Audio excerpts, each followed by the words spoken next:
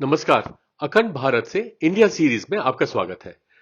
इस the chronology of Indian kingdoms सतयुग से 20वीं शताब्दी सी की सीरीज में हम जानेंगे सतयुग से आज के इंडिया तक के साम्राज्यों का सफर। साथ ही हम जानेंगे इन साम्राज्यों की कुछ खास बातें और उनके समय में होने वाली कुछ महत्वपूर्ण घटनाएं और निर्माण। इस सीरीज का ये 24वां चैप्टर है। इसमें हम 836 सी से 860 सी तक के समय के साम्राज्यों के विषय में जानेंगे। इस कालखंड में विजयालय ने मध्यकालीन चोल साम्राज्य की स्थापना करी थी। तो चलिए शुरू करते हैं आज का ये चैप्टर। इस सीरीज में बताई जानकारी और चित्र विभिन्न किताबों व वेबसाइट से एकत्रित करी गई हैं। इन सभी का सत्यापन हर पृष्ठ के नीचे दिए गए विवरण से किया जा सकता है। इसको बनाने में जो जानकारी और चित्र दिखाए गए हैं, हम उन सभी पुस्तक व वेबसाइट के लेखक और प्रकाशकों को इसके लिए पूरा श्रेय देते हैं व उनका आभार और हार्दिक धन्यवाद करते हैं। बड़वानी रियासत 836 सी से 1947 सी तक रहा। वहां की राजधानी मध्य प्रदेश में आवासगढ़ और बड़वानी, जिसे पहले सिद्धनगर कहते थे, थी। देवी सिंह यहां के अंतिम राजा थे। यहां के राजा भारतीय उपमध्य मूल के निवासी थे, हिंदू धर्म को मानते थे। वह ब्रिटिश भारत की एक रियासत थे। बड़वानी रियासत के बाद भारत गणराज्य आया था। इन्हें आवासगढ़ राज्य भी कहा जाता है। उनके संस्थापक मेवाड़ साम्राज्य गोहिला राजवंश के एक सिसोदिया राजकुमार थे, जो नर्मदा घाटी की सतपुड़ा पहाड़ियों में चले गए और आवासगढ़ में बस गए। 1650 सी में राजा चंद्र सिंह द्वितीय ने राजधानी को सिद्धनगर में स्थानांतरित कर दिया, जिसे बाद में बड़वानी नाम दिया गया और राज्य का नाम बदलकर बड़वानी राज्य कर दिया गया। 17वीं शताब्दी में उन्होंने अपना अधिकांश क्षेत्र मराठा साम्राज्य के हाथों खो दिया, लेकिन कभी भी उनके जागीरदार या सामंत नहीं बने। वे कभी भी दिल्ली सल्तनत या ब्रिटिश साम्राज्य के अधीन नहीं रहे। 1947 में इंस्ट्रूमेंट ऑफ एक्सेशन पर हस्ताक्षर कर वह भारत गणराज्य में सम्मिलित हुए। कारखानी के खानत 840 सी से 1212 सी तक रहे। वहां की राजधानी किर्गिस्तान में बाला सगुन और शिनजियांग चीन में काशगर और उज्बेकिस्तान में समरकंद थी। बिल्के कुल कादिर खान यहां के पहले राजा थे और उस्मान उलुग सुल्ता अंतिम राजा थे। यहां के राजा तुर्किक मूल के निवासी थे। हिंदू टेंगरिज्म और इस्लाम सुन्नी धर्म को मानते थे और अरबी, मध्य चीनी और मध्य तुर्किक उनकी भाषा थी। कारखानी के खनैत के पहले खुतन साम्राज्य और सामानी साम्राज्य और उइघर के खानैत और कार्लुक याबधु आए थे। कारखानी के खानैत के बाद ख्वारज़मी साम्राज्य और काराकिताई आए थे। इन्हें कारखानेद राजवंश भी कहा जाता है। वे मध्य एशिया में शासन करने वाले पहले मुस्लिम तुर्क वंश थे। उन्हें अब एक चीनी राजवंश और शिनजियांग में उइगरों के पूर्वज माना जाता है। 9वीं शताब्दी सी में कारखानी के खानत मध्य एशिया में रहने वाले तुर्किक जनजाति द्वारा गठित एक संघ से उत्पन्न हुए। बिल्गे कुल कादिर खान ने टेंगरिज्म धर्म का पालन किया। 10वीं शताब्दी सी के मध्य में उन्होंने इस्लाम धर्म अपना लिया और मुस्लिम नामों और सम्मानों को अपनाया, लेकिन खान, खगन, इलेख और तेगिन जैसे तुर्क साम्राज्य की किताबों को बरकरार रखा। 1040 सी के दशक में कारखानी के खानत पूर्वी और पश्चिमी खानत में विभाजित हो गए। पूर्वी खानत 1211 सी में समाप्त हो गया और पश्चिमी खानत पर 1213 सी में ख्वारिज़मी साम्राज्य द्वारा कब्जा कर दिया गया। वे अपनी स्मारकीय इमारत, विशेष रूप से मीनारों के लिए प्रसिद्ध है। कारखानी युग मध्य एशिया में आर्थिक विकास और सापेक्ष समृद्धि के लिए माना जाता है। उनके शासनकाल के प्रमुख निर्माण आर्टक्स शिनजियांग चीन में 10वीं शताब्दी सी का सुल्तान सतुक बुगरा खान का मकबरा, जो कि इस्लाम में परिवर्तित होने वाला पहला वंश था।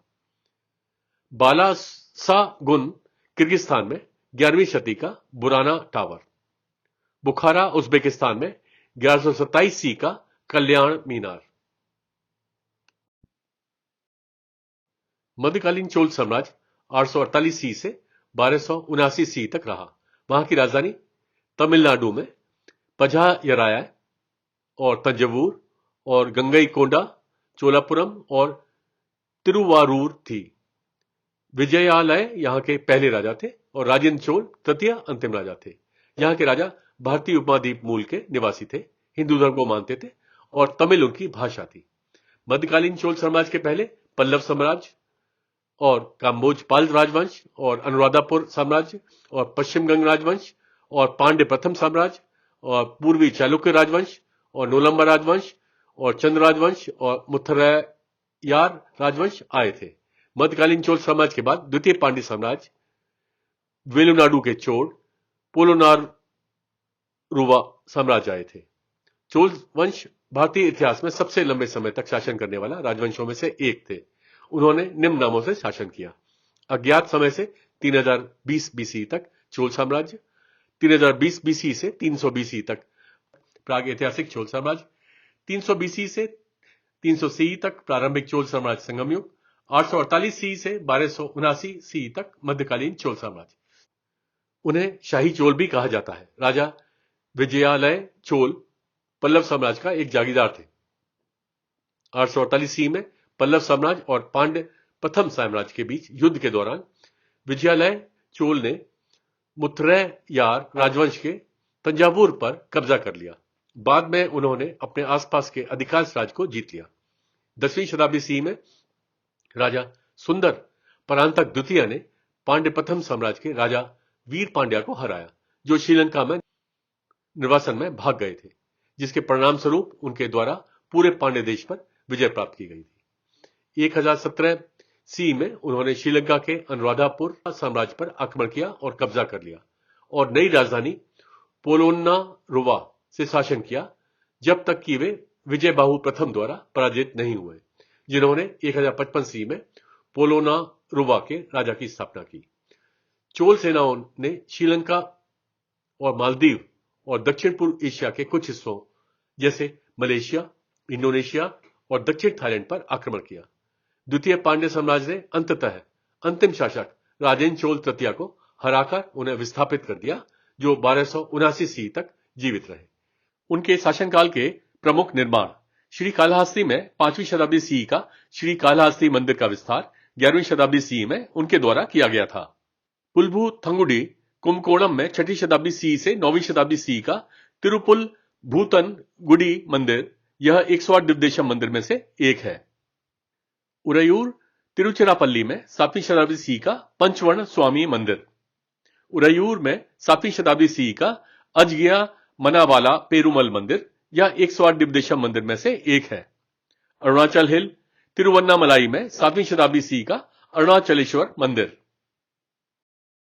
सिरकाजी मयिलादुथुराई में 7वीं शताब्दी सी का काजी सिराम विनग्रम मंदिर, यह 108 दिव्यदेशम मंदिर में से एक है।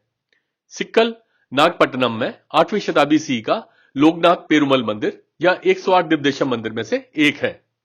नागपट्टिनम में 8वीं शताब्दी सी का सौंदर राजा पेरुमल मंदिर, यह 108 दिव्यदेशम मंदिर में से एक है।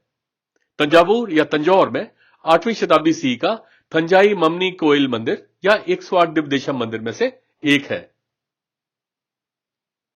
थेराजुंडूर मयिलादुथुराई में 8वीं शताब्दी सी का देवदी राजा पेरुमल मंदिर, यह 108 दिव्यदेशम मंदिर में से एक है। कोल्लू मंगुडी में 8वीं शताब्दी सी का स्थल सायन पेरुमल मंदिर, यह 108 दिव्यदेशम मंदिर में से एक है। थला चागुंडू अकूर में 8वीं शताब्दी सी का नान मातिया पेरुमल मंदिर, यह 108 दिव्यदेशम मंदिर में से एक है। तिरुनांगूर में 8वीं शताब्दी सी का थिरुक्वल्लम पदी पेरुमल मंदिर, यह 108 दिव्यदेशम मंदिर में से एक है। तिरुनांगूर में 8वीं शताब्दी सी का थिरु अरिमेय विनग्रम मंदिर, यह 108 दिव्यदेशम मंदिर में से एक है। तिरुनांगूर तिरुचिरापल्ली में 8वीं शताब्दी सी का थिरुवन पुरुषोत्तम पेरुमल मंदिर, यह 108 दिव्यदेशम मंदिर में से एक है। तिरुइंदलूर में 8वीं शताब्दी सी का तिरुअंदलूर परिमला रंगनाथर पेरुमल मंदिर, यह 108 दिव्यदेशम मंदिर में से एक है। नांगुनेरी में 8वीं शताब्दी सी का वन मामलाई पेरुमल मंदिर, यह 108 दिव्यदेशम मंदिर में से एक है। तिरुपल्लानी रामनाथपुरम में 8वीं शताब्दी सी का आदि जगन्नाथ मंदिर, यह 108 दिव्यदेशम मंदिर में से एक है। उथमार कोविल तिरुचिरापल्ली में 8वीं शताब्दी सी का थिरुक्करम्बनूर श्री पुरुषोत्तम मंदिर, या 108 दिव्यदेशम मंदिर में से एक है। अंबिल तिरुचिरापल्ली में 8वीं शताब्दी सी का सुंदरराज पेरुमल मंदिर या 108 दिव्यदेशम मंदिर में से एक है। कोविलाडी तिरुचिरापल्ली में 8वीं शताब्दी सी का अपकुदाथान पेरुमल मंदिर या 108 दिव्यदेशम मंदिर में से एक है। तिरुकंदियूर तिरुवयारू में 8वीं शताब्दी सी का हारा सभा विमोचन पेरुमल मंदिर या 108 दिव्यदेशम मंदिर में से एक है। वडा कुरुंग दुथुराई कुंभकोणम में 8वीं शताब्दी सी का थिरुकुडलूर अदुथुराई पेरुमल मंदिर या 108 दिव्यदेशम मंदिर में से एक है। कबीरस्थलम तंजावुर या तंजौर में 8वीं शताब्दी सी का तिरुक्विथलम गजेंद्र वर्धा पेरुमल मंदिर या 108 दिव्यदेशम मंदिर में से एक है। तिरुनागेश्वरम तंजावुर या तंजौर में 8वीं शताब्दी सी का थिरुविननगर उप्पी लियप्पन मंदिर या 108 दिव्यदेशम मंदिर में से एक है। थिरुकनमंगई थिरुवरूर में 8वीं शताब्दी सी का भक्त वत्सल पेरुमल मंदिर या 108 दिव्यदेशम मंदिर में से एक है। थिरुकनपुरम नागपट्टिनम में 8वीं शताब्दी सी का नीलमेघ पेरुमल मंदिर या 108 दिव्यदेशम मंदिर में से एक है। कांचीपुरम में 8वीं शताब्दी सी का तिरुपावलपन्नम मंदिर या 108 दिव्यदेशम मंदिर में से एक है। तिरुचिराय कुंभकोणम में 9वीं शताब्दी सी का सारनाथन पेरुमल मंदिर या 108 दिव्यदेशम मंदिर में से एक है। तिरुवेली यंगुडी कुंभकोणम में 9वीं शताब्दी सी का कोलवलविल रामर मंदिर या 108 दिव्यदेशम मंदिर में से एक है। कुंभकोणम में 9वीं शताब्दी सी का नागेश्वर स्वामी मंदिर, कुंभकोणम में 9वीं शताब्दी सी का आदि कुंभेश्वरर मंदिर, अदनूर तंजावुर या तंजौर में 9वीं शताब्दी सी का थिरुअदनूर मंदिर या अंडालक्कुम अयन पेरुमल मंदिर या 108 दिव्यदेशम मंदिर में से एक है। तंजौर या तंजावुर में 9वीं शताब्दी सी का निसुम सुथानी मंदिर, नथमलाई में 862 सी का विजयालय चोलेश्वरम, पट्टीश्वरम तंजावुर या तंजौर में 866 से 1004 सी का थेनुपुरीश्वरर मंदिर या बाद में 16वीं शताब्दी सी में नायकों द्वारा संशोधित किया गया था। दारासुरम पजयाराय तंजौर में 871 सी से 907 सी का पजयाराय वडाथली मंदिर, श्रीनिवास नल्लूर में 935 सी का कोरंगनाथ मंदिर, चिदम्बरम में 10वीं शताब्दी सी का थिलाई नटराजा मंदिर, कुडम्बलूर में 10वीं शताब्दी सी का मूवर कोयल, मन्नारगुडी में 10वीं शताब्दी सी का राजगोपाल स्वामी मंदिर, मैला दुथुराई में 10वीं शताब्दी सी का मयूरनाथ स्वामी मंदिर, डोमलूर बेंगलोर में 10वीं शताब्दी सी का डोमलूर चोककनाथ स्वामी मंदिर, विनमंगला नेलमंगला बेंगलोर में 10वीं शताब्दी सी का मुक्तनाथेश्वर मंदिर, मारेहल्ली मालवल्ली मांड्या में 10वीं शताब्दी सी का लक्ष्मी नरसिम्हा मंदिर, थिरुनेली वायनाड में 962 सी से 1019 सी का थिरुनेली महाविष्णु मंदिर, तंजावुर या तंजौर में 1010 सी का बृहदीश्वर मंदिर, कोलार में 1033 सी का कोलारम्मा मंदिर, गंगईकोंडा चोलापुरम में 1035 सी का गंगईकोंडा चोलपुरम मंदिर, तिरुवन्नीपुरम कुड्डलोर में 11वीं शताब्दी सी का देवनाथ स्वामी मंदिर या तिरुवंतीपुरम कोविल या 108 दिव्यदेशम मंदिर में से एक है। अगर बेंगलोर में 11वीं शताब्दी सी का सोमेश्वर मंदिर या श्री अयप्पा स्वामी मंदिर, कोलार में 11वीं शताब्दी सी का सोमेश्वर मंदिर, कनीपक्कम में 11वीं शताब्दी सी का विनायक मंदिर जिसका बाद में विजयनगर साम्राज्य द्वारा 1336 सी में विस्तार किया गया था, मन्नारगुडी में 1070 सी का राजगोपाल स्वामी मंदिर, लकुंडी गडग में 1087 सी का काशी विश्वेश्वरर मंदिर, चिदम्बरम कुड्डलोर में 12वीं शताब्दी सी का गोविंदराज पेरुमल मंदिर या 108 दिव्यदेशम मंदिर में से एक है। कांचीपुरम में 12वीं शताब्दी सीई का दीप प्रकाश पेरुमल मंदिर या 108 दिव्यदेशम मंदिर में से एक है। हुस्कूर बेंगलोर या बेंगलुरु में 12वीं शताब्दी सीई का श्री मद्दुरम्मा मंदिर। मगदी बेंगलोर या बेंगलुरु में 12वीं शताब्दी सीई का रंगनाथ स्वामी मंदिर। कुथनूर में 12वीं शताब्दी सीई का कुथनूर महा सरस्वती मंदिर। दारासुरम में 1166 सीई का एरावतेश्वर मंदिर। तिरुबुवनम में 1176 सीई का कंपाहेश्वर मंदिर। गिंगी में 13वीं शताब्दी सीई का गिंगी किला। कुंभकोणम तंजावुर या तंजौर में 13वीं शताब्दी सीई का सारंगपानी मंदिर। सेवना यादव राजवंश 850 सी से 1317 सी तक रहे। वहां की राजधानी महाराष्ट्र में दौलताबाद, जिसे पहले देवगिरी कहते थे, थी। सेवना चंद्र यहां के पहले राजा थे और मल्लुगी तृतीय अंतिम राजा थे। यहां के राजा भारतीय उपमहाद्वीप मूल के निवासी थे, हिंदू धर्म को मानते थे और कन्नड़, मराठी और संस्कृत उनकी भाषा थी। सेवना यादव राजवंश के पहले पश्चिमी चालुक्य साम्राज्य और रत्ता राजवंश और उत्तर कोंकण के सिल्हार और कल्याणी के कलचुरी आए थे। सेवना यादव राजवंश के बाद दिल्ली सल्तनत, खिलजी राजवंश और काम्पिली साम्राज्य आया था। उन्हें देवागिरी के यादव भी कहा जाता है। वह यदु के वंशज थे। उनके पूर्वज मूल रूप से मथुरा में रहते थे, फिर द्वारका और उसके बाद देवगिरी चले गए। उन्होंने शुरू में पश्चिमी चालुक्य साम्राज्य के सामंतों के रूप में शासन किया। 12वीं शताब्दी के मध्य के आसपास चालुक्य शक्ति कम होने के कारण यादव राजा भीलमा पंचम ने स्वतंत्रता की घोषणा की। 1317 सी में उन्हें दिल्ली सल्तनत खिलजी राजवंश द्वारा कब्जा कर लिया गया था। 1328 सी में दिल्ली सल्तनत तुगलक राजवंश ने देवगिरी का नाम बदलकर दौलताबाद कर दिया और इसे अपनी राजधानी शहर बना दिया। उनके शासनकाल के प्रमुख निर्माण सतमाला पहाड़ी नासिक में 1000 साल पुराना अंकाई किला, त्र्यंबक पर्वत नासिक में लगभग 9वीं शताब्दी सी का हरिहर किला, सिन्नार में 11वीं से 12वीं शताब्दी सी का गोंडेश्वर मंदिर, कुंकेश्वर देवगढ़ सिंधुदुर्ग में 1100 सी का कुंकेश्वर मंदिर, बालसाने में 12वीं शताब्दी से 13वीं शताब्दी सी का हेमाडपंथी मंदिर, औरंगाबाद में 1187 सी का दौलताबाद किला, लिंगसुगुर में 12वीं शताब्दी सी का मुदगल किला, पालघर में 1225 सी का शिरगांव किला।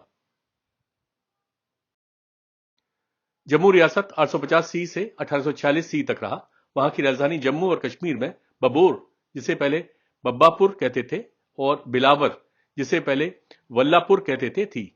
सूरजदेव यहां के पहले राजा थे और गुलाब सिंह यहां के अंतिम राजा थे। यहां के राजा भारतीय उपमहाद्वीप मूल के निवासी थे और हिंदू धर्म को मानते थे। जम्मू रियासत के पहले बशोली साम्राज्य और सिख साम्राज्य आए थे। जम्मू रियासत के बाद सिख साम्राज्य और जम्मू और कश्मीर रियासत आए थे। इसे जम्मू साम्राज्य या डोगरा साम्राज्य या दुर्गरा राज्य भी कहा जाता था। 14वीं शताब्दी सी में राजा मलदेव ने तैमूर साम्राज्य के आक्रमणकारी तैमूर का बहादुरी से प्रतिरोध किया। 1589 सी में उन पर मुगल साम्राज्य द्वारा कब्जा कर लिया गया था। 1752 सी में दुरानी साम्राज्य ने उन्हें जीत लिया था। 1808 सी में जम्मू की लड़ाई में वे सिख साम्राज्य से हार गए थे। जम्मू साम्राज्य में विद्रोह के कारण सिख साम्राज्य ने गुलाब सिंह को सिख साम्राज्य के जागीरदार राज्य के रूप में जम्मू राज्य का शासक नियुक्त किया था। 1809 सी में गुलाब सिंह सिख साम्राज्य के राजा रंजीत सिंह की सेना में शामिल हो गए। गुलाब सिंह ने ब्रिटिश साम्राज्य कंपनी राज के साथ भी सौहार्दपूर्ण संबंध बनाए रखे। 1846 ईस्वी में प्रथम एंग्लो सिख युद्ध में ब्रिटिश साम्राज्य कंपनी राज ने सिख साम्राज्य को हराया और युद्ध के बाद 1846 ईस्वी की लाहौर की संधि में ब्रिटिश साम्राज्य कंपनी राज ने गुलाब सिंह को सिख साम्राज्य के प्रति दायित्वों से मुक्त कर दिया और युद्ध क्षतिपूर्ति के रूप में सिख साम्राज्य से 1.5 करोड़ रुपए की मांग की। सिख साम्राज्य इसे भुगतान करने में असमर्थ था। इसके बजाय वह ब्यास और सतलुज नदी के बीच के क्षेत्रों को ब्रिटिश साम्राज्य कंपनी राज को सौंपने के लिए सहमत हुआ। 1846 ईस्वी की अमृतसर की संधि के अनुसार ब्रिटिश साम्राज्य कंपनी राज ने जम्मू और कश्मीर राज्य को गुलाब सिंह और उनके वारिसों को 75 लाख नानकशाही रुपये में बेच दिया। इसके बाद जम्मू और कश्मीर राज्य ब्रिटिश साम्राज्य कंपनी राज का संरक्षक राज्य बन गया। उनके शासनकाल के प्रमुख निर्माण बबोर में 10वीं शताब्दी ईस्वी का बबोर मंदिर।